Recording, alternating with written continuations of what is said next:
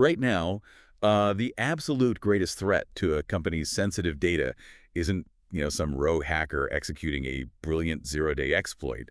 It's actually an exhausted receptionist at 10:47 in the morning, just staring at an invoice for small medical gloves. Yeah, it really is. It's a masterclass in exploding human routines rather than, exploiting computer networks. The banality is the weapon. Right.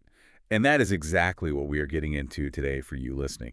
We've got our hands on this draft blog package for Myla Training Core, specifically a piece written by Ann Genge for their Dental Scam Decoder series.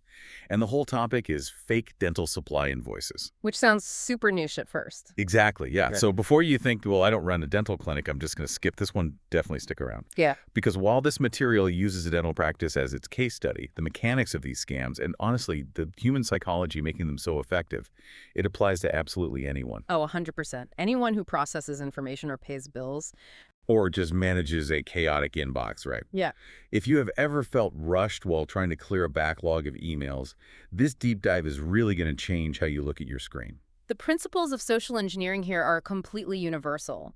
Scammers are essentially just hacking the workflow of a busy professional. The specific industry is almost irrelevant to them. So, okay, to understand how this actually works in practice, we really have to look at the environment these scammers are targeting. The source material paints a very specific, really vivid picture of a victim's reality. It sets the stage perfectly. It does. So imagine this. It's 10:47 a.m. at the front desk of a busy dental office.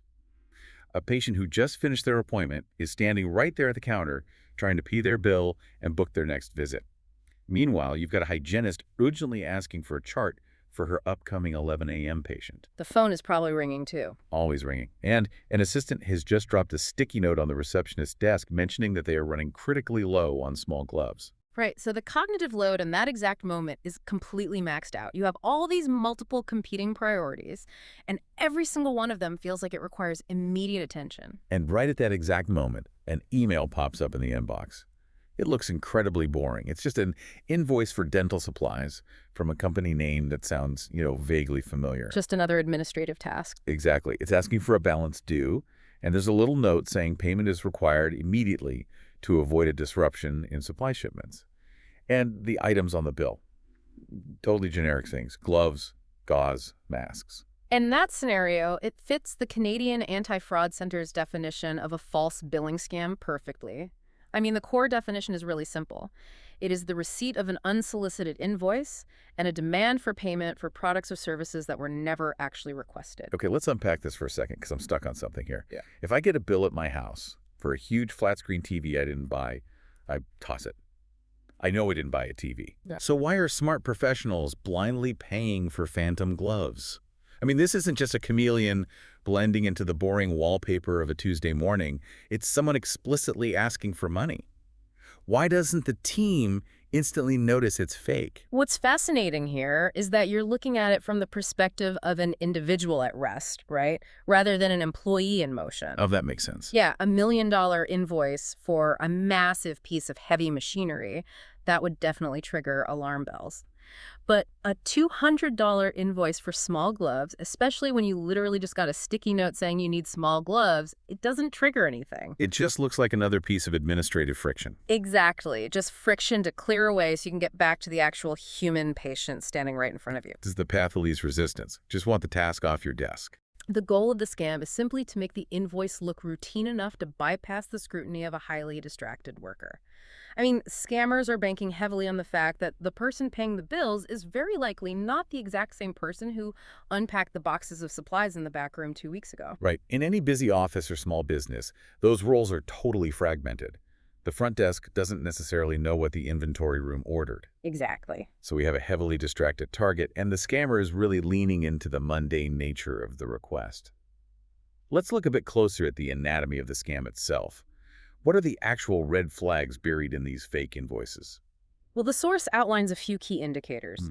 On the invoice itself, you will often see language manipulating the situation. Things like past due final notice. Even when there were literally no earlier notices, you just received the final one out of nowhere. Yeah, that is a huge tell. Or, the invoice list is incredibly generic products. Instead of specific items with detailed SKUs that a professional team normally orders, it just says medical supplies or gloves. just keeping it as broad as possible. Right. And sometimes it will claim the order was confirmed by phone. That is a very deliberate trick to bypass the need for a written purchase order. If an office manager asks for the PO, the scammer says, "Oh, Dave called it in on Tuesday." Wow. And another major red flag is a sudden change in remittance or banking details printed right on the invoice. Here's where it gets really interesting to me, though. It's the email delivering the invoice.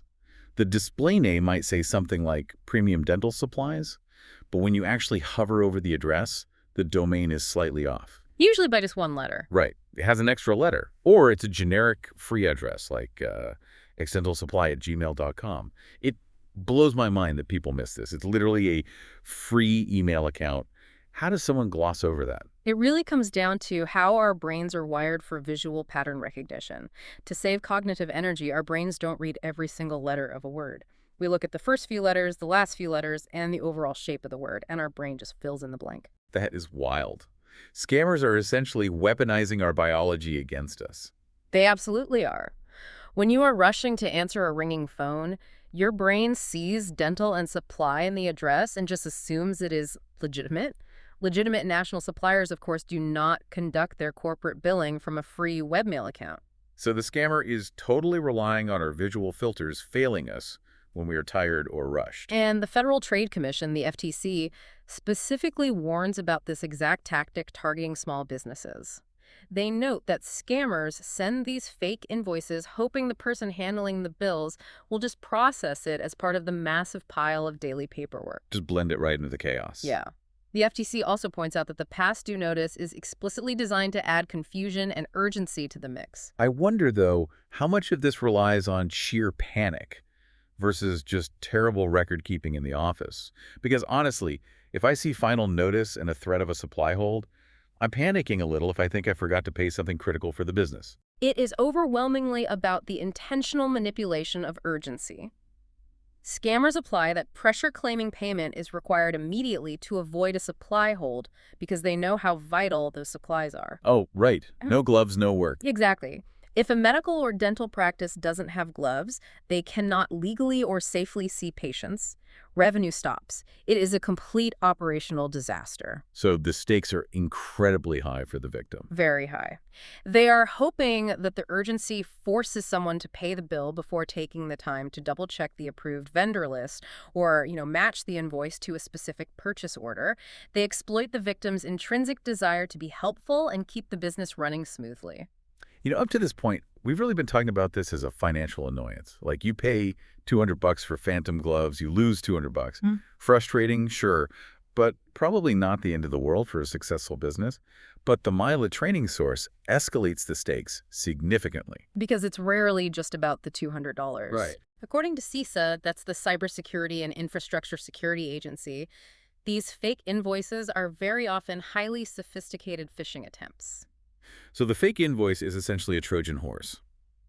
You think you're just dealing with an annoying billing error, but by clicking the link that says View Statement, you've accidentally handed them the keys to the entire patient database. If we connect this to the bigger picture, a fake invoice is no longer just an accounting issue. It is a massive cybersecurity issue masquerading as an accounting issue. That is terrifying. CISA explains that these emails frequently contain harmful links or malicious attachments. They might be vaguely named invoice.pdf or statement.docx. Downloading them can silently install malware or ransomware right onto the practice's network. Or they try to steal your passwords. Right. Alternatively, the email might push you to a fake website that looks exactly like your real vendor's site, asking for login credentials, banking details, or one-time passcodes under the guise of an updated vendor portal. And the ripple effect of that is just massive. I mean, we are talking about healthcare or dentistry here. They hold incredibly sensitive personal and health information, social insurance numbers, medical histories, home addresses. Oh, it's a nightmare scenario. Depending on where you live, handing over patient data triggers massive federal and provincial privacy laws. Think PIPEDA in Canada for personal info, Ontario's FIPA, or the HIPAA security rule in the U.S. So suddenly you aren't just out a few $100 for fake gloves, you're dealing with government watchdogs. Yes. You have to send breach notifications to every single patient, explaining that you lost their sensitive medical data. The fines can be absolutely staggering, but Honestly, the loss of patient trust is often fatal to a practice. The stakes are impossibly high. So if the threat is massive federal fines and the scam is perfectly designed to bypass our visual filters and weaponize our own busy schedules, how on earth does a front desk worker stop it? I mean, willpower clearly isn't enough when the phone is ringing off the hook. Willpower is guaranteed to fail eventually. The Myla blog draft actually provides a really practical, structured framework to stop these threats in their tracks. It relies on building systems rather than relying on an employee's momentary alertness. The system saved the day. Exactly. The training introduces an acronym to help teams remember. DENTAL. Let's break down this scam decoder. The D stands for, does it demand speed? Which, as we just discussed, manufactured panic is the absolute enemy of security. Yes, the FBI explicitly warns businesses to be extremely wary of requests pressing for quick action.